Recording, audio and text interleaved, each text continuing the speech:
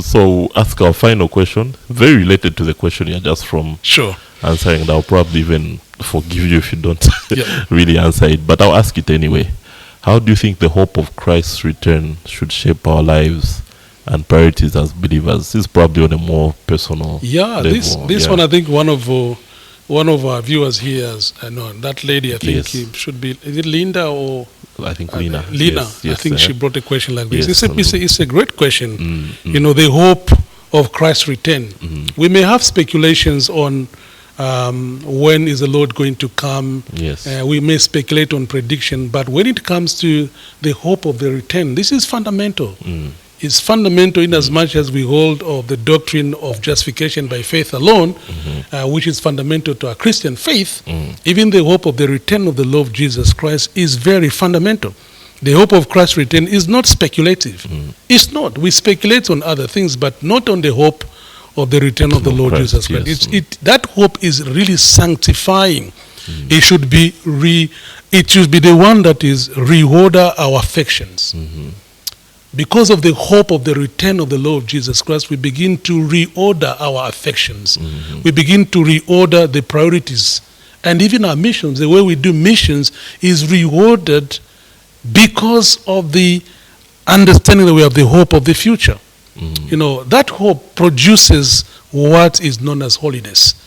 Everyone who has this hope, according to 1 John chapter 3 and verse 3, purifies himself. You see, the hope of the return of the Lord Jesus Christ helps us to live in holiness. This hope also sustains perseverance. As we go through tough situations, we know that our labor in the Lord is not in vain, because we have hope that is going to come. When there's too much injustice in the world, we know that if the Lord does not show justice in this world, he will definitely show it when he comes. When the kingdom comes. That's why he taught us in the Lord's Prayer. One of the things you should pray always, may your kingdom come. Because the kingdom coming, the return of Jesus, is the hope of the church.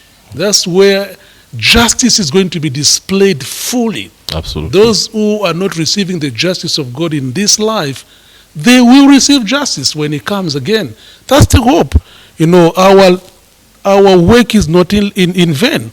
And it's the hope of the future of the coming of the Lord Jesus. It fuels worship and witness. We live not for this age, but we live for the age to come.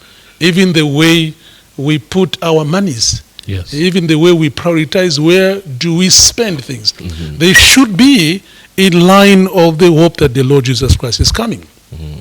Ultimately, the return of Christ is not just about escaping. No. The return of Jesus is not about escaping judgment, but about seeing the face of our Redeemer.